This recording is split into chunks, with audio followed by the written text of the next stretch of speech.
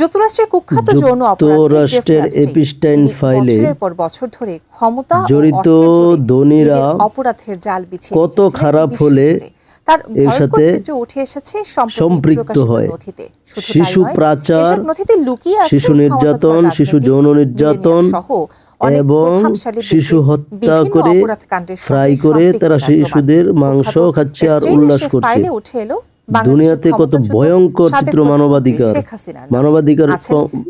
সংস্থাগুলো এসব দেখে না, দেখবি কি? তারাই তো মানবাধিকার আইনের নামে প্রত্যেকটা বিশ্বের মধ্যে তারা অপপ্রচার চালাচ্ছে। এর আড়ালে যারা মানবাধিকারের কথা বলে, নারী অধিকারের কথা বলে, তারা ক্ষমতা ও গোপন আন্তর্জাতিক যোগাযোগের এক অন্ধকার অধ্যায়ের নাম আবিষ্কার এবং দ্বীপের সাথে সংশ্লিষ্ট নথি আমেরিকা ফাইল বাহির করছে। আপনারা সবাই বেশি বেশি করে শেয়ার করে দেন। সাথেই আছি আমি চাকরি আড্ডা গবেষণা ইউটিউব চ্যানেল থেকে জিয়ান দেলোয়ার হোসেন। ধন্যবাদ সবাইকে। কত বড় খারাপ হলো চিন্তা করছেন? যুক্তরাষ্ট্রের বিচার বিভাগ যারা এই মানবাধিকারের কথা বলে, বিভিন্ন প্রভাবশালী যারা শিশুর অধিকারের কথা বলে, নারী অধিকারের কথা বলে, তারাই আড়ালে কত খারাপ শিশু পাচার কত খারাপ হতে পারে বুঝতে পারছেন?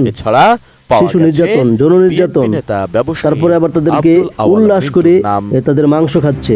একবার চিন্তা করছেন আপনার শিশু যদি হয়, আপনার সন্তান যদি হয় 3 বছর থেকে 15 বছরের ভিতরে কেমন লাগবে চিন্তা করছেন? এদের বিরুদ্ধে রুখে দাঁড়াতে বেশি বেশি করে শেয়ার করে দেন। 30 জানুয়ারি যুক্তরাষ্ট্র এবং শুধু তাই বাংলাদেশেরও কিছু প্রতাপশালী লোক এর সাথে 30 লাখ নথি জড়িত আছে। দেখেন নথিতে উঠে আসে প্রভাবশালী ব্যক্তিদের সঙ্গে অ্যাপস্টেনের যোগাযোগের আরো তথ্য।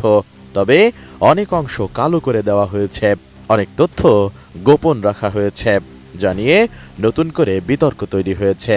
যেখানে দেখা গেছে বাংলাদেশের পলাতক ও দণ্ডিত প্রধানমন্ত্রী শেখ হাসিনার নাম। শেখ হাসিনার সাথে অ্যাপস্টেনের টিমের যোগাযোগ ছিল বলে ধারণা করা হচ্ছে, তবে সরাসরি শেখ হাসিনার নাম সেখানে উল্লেখ করা হয়নি। এর বদলে বলা হয়েছে বাংলাদেশের প্রধানমন্ত্রী। মেইলে দেখা যায় জেফ্রি অ্যাপস্টেনের সাথে 20 বছর আগে কাজ করা নারী সহকারী লেসলি গ্রোভ এক মেইলে জানিয়েছেন কোনো একটি অজানা বিষয়ে তার টিমের সাথে বাংলাদেশের প্রধানমন্ত্রী একমত হয়েছেন।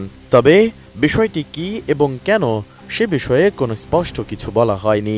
মেলটি পাঠানো হয়েছে 2018 সালের সেপ্টেম্বরের 21 তারিখ রাত 1টার দিকে। মেইলের বিষয়বস্তুর নাম ছিল জেফ্রি অ্যাপস্টেইন। শুধু তাই নয়, জেফ্রি অ্যাপস্টেইনের কয়েক মিলিয়ন পৃষ্ঠার নথি ও ইমেইল পর্যালোচনায় বাংলাদেশের এক বিএনপি নেতা এবং একটি স্বনামধন্য প্রতিষ্ঠানের নামও উঠে এসেছে। নথি বিশ্লেষণে দেখা যায় 2006 সালে যুক্তরাষ্ট্রের নিউ মেক্সিকোর সাবেক গভর্নর বিল রিচার্ডসনের নির্বাচনী প্রচারণায় অর্থদাতাদের তালিকায় বাংলাদেশের ব্যবসায়ী ও বিএনপি নেতা আব্দুল আওয়াল মিন্টুর নাম রয়েছে। ওই প্রচারণায় তিনি $5,000 অনুদান দিয়েছিলেন। একই প্রচারণায় জেফ্রি অ্যাপস্টেইন নিজেও $50,000 অনুদান দেন এবং তিনি শীর্ষ দাতাদের একজন ছিলেন। সংশ্লিষ্ট নথি অনুযায়ী 2006 সালের 3 জুলাই এ তথ্য নথিভুক্ত করা হয়। তবে মিন্টু ও অ্যাপস্টেইনের মধ্যে কোনো সরাসরি যোগাযোগের প্রমাণ পাওয়া যায়নি। আব্দুল আওয়াল মিন্টু আসন্ন ত্রয়োদশ জাতীয় সংসদ নির্বাচনে ফেনী 3 আসন থেকে বিএনপির সংসদ সদস্য প্রার্থী হিসেবে প্রতিদ্বন্দ্বিতা করছেন। এদিকে অ্যাপস্টেইনের ইমেইল এবং বিভিন্ন প্রকল্প প্রস্তাবে বাংলাদেশ ভিত্তিক আন্তর্জাতিক স্বাস্থ্য গবেষণা প্রতিষ্ঠান ICDDRB এর নামও উঠে এসেছে। নথিতে প্রতিষ্ঠানটিকে বিশ্বখ্যাত এবং অস্ত্রের অণুজীব গবেষণায় বিশ্ব বিশেষজ্ঞ হিসেবে উল্লেখ করা হয়েছে। একটি প্রস্তাবিত গবেষণার উদ্যোগের অংশ হিসেবে ICDDRB-কে যুক্ত করার পরিকল্পনা ছিল অস্ত্রের অণুজীব গবেষণার জন্য প্রতিষ্ঠানটিকে $50 লাখ অনুদান দেওয়ার প্রস্তাবও নথিতে উল্লেখ করা রয়েছে।